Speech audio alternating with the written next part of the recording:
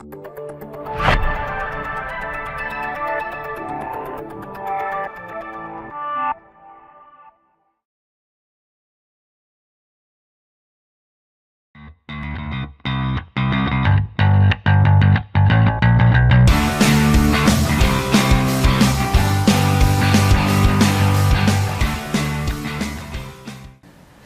this is Corey from Plaza Fitness Performance, and I've got Anthony here again as my client.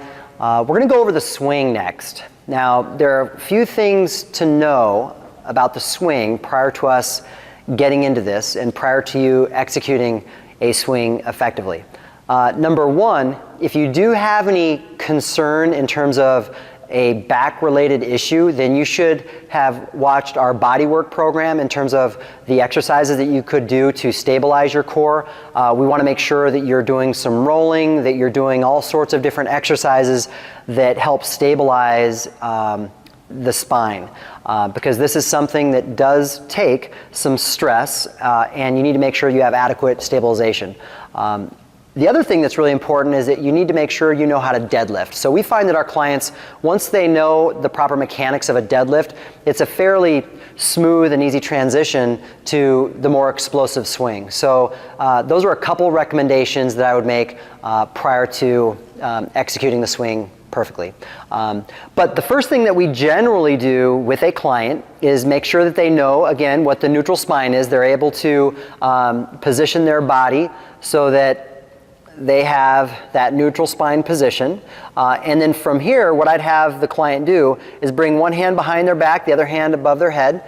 And from here, what I want to see is I want to see the client patterning the hip hinge so that this dowel remains on those 3 points of attachment. So we've got it on his head, his upper back, his rear end, and right back up. Good, and now Anthony has a really good hip hinge, but a lot of people don't really, hip hinge well initially. So we just want to have them earn every inch of mobility that they have in their hip hinge. So go a couple inches, right back up, stand tall, and then as you have earned the right to move into a deeper hip hinge, you can do that. So as you can see, Anthony will just kind of work his way down to a pretty aggressive hip hinge. All of this is staying put.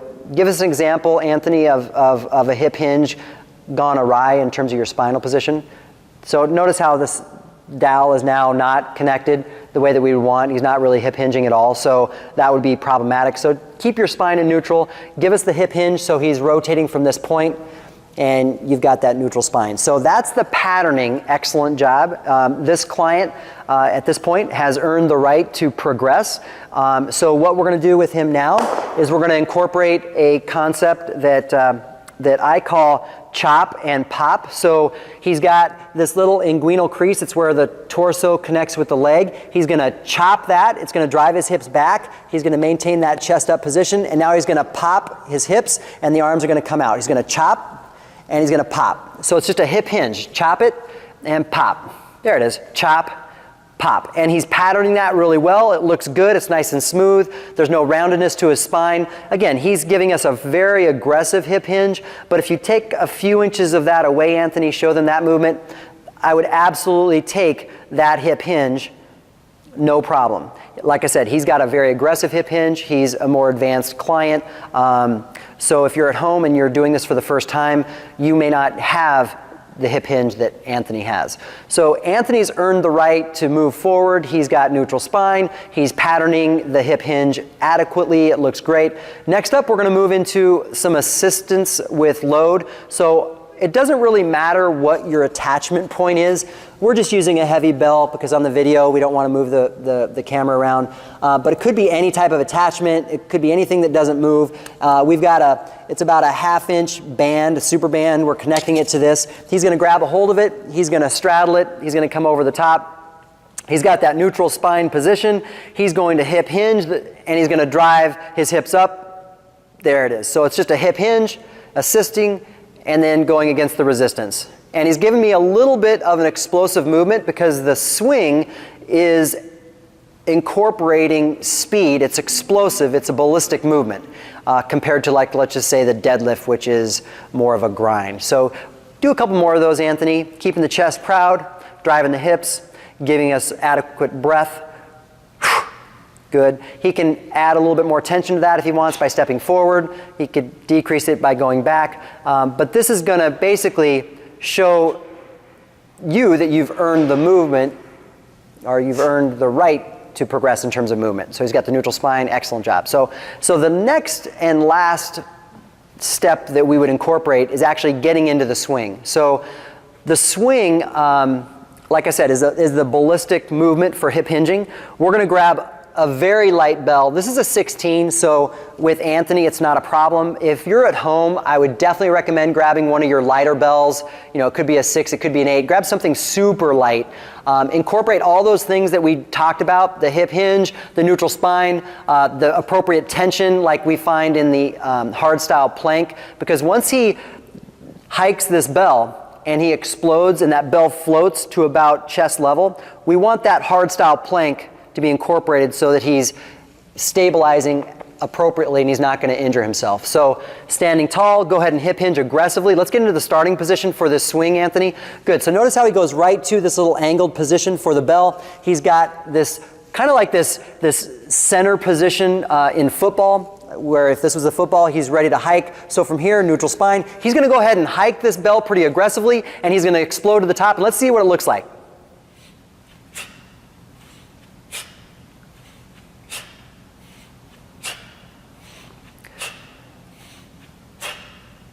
Excellent job. So let's go ahead and let go of the bell for just a second, Anthony. Let's go through this in kind of a step-by-step fashion. I'm going to have him pretend like he's grabbing the bell for his setup.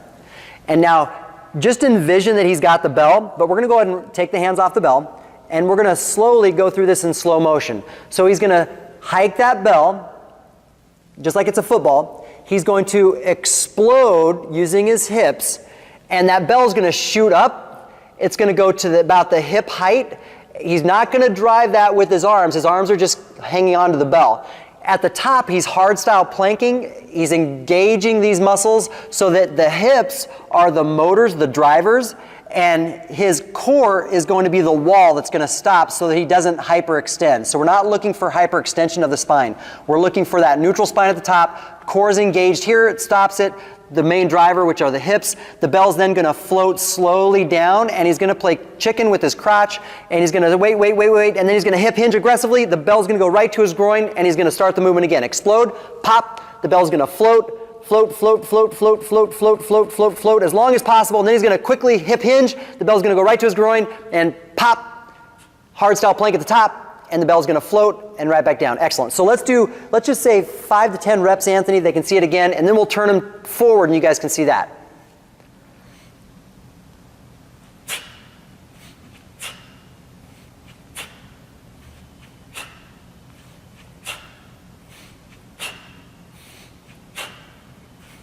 Excellent job. And Anthony, go ahead and face forward. Let's show him that position.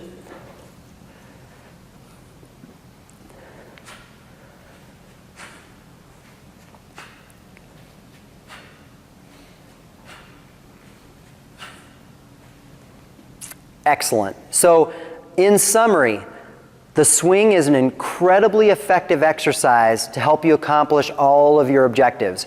It emphasizes explosiveness and ballistics of the hips. It is a natural progression to the deadlift. So make sure that you know how to deadlift. Make sure that you are deadlifting. Make sure you can pattern a hip hinge. Make sure that you understand the importance of neutral spine. Make sure that you're stable within your core. And when you first start swinging, make sure that your bell is very light so that there's a lower risk of injury if you're not quite doing it properly. The regression that I would encourage if you're having problems with it is incorporating a couple of small little blocks, such as a couple yoga blocks. I would have you kneeling.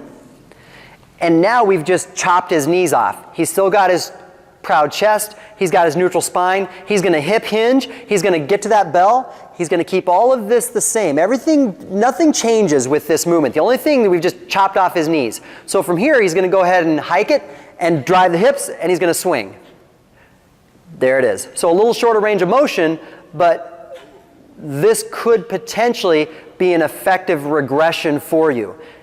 If you have back-related diagnosis or issues, it is not going to be a great exercise for you initially. We'd recommend you go through the bodywork videos to make sure you're stabilizing your spine and you get out of any type of pain that you may be in. And sometimes, for some of our clients, the swing is a difficult exercise, period. If that is your case, then just simply eliminate it and replace it with an exercise that could potentially be very similar but safer. So this is Corey from Plaza Fitness Performance, and that's your swing.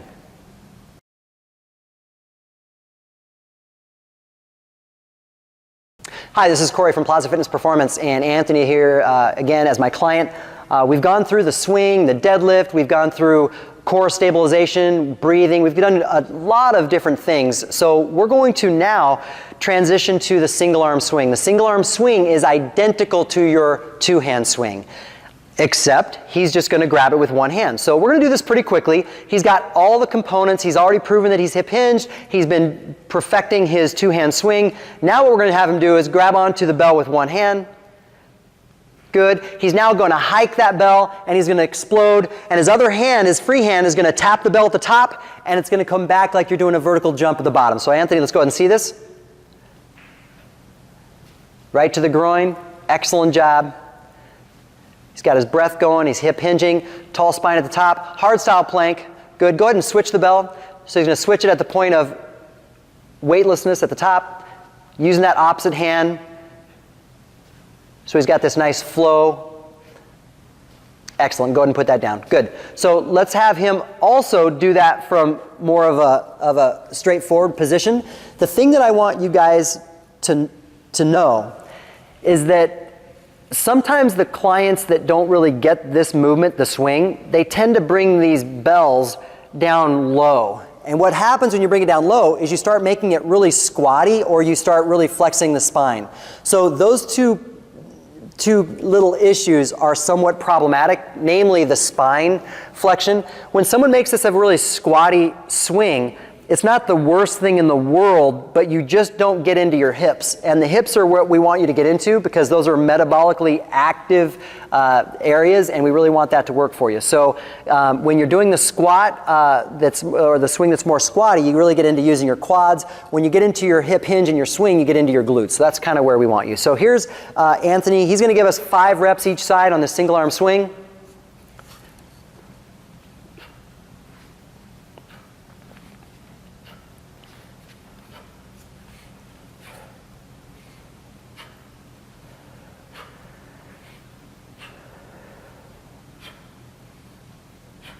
Excellent job. And that's your single arm swing.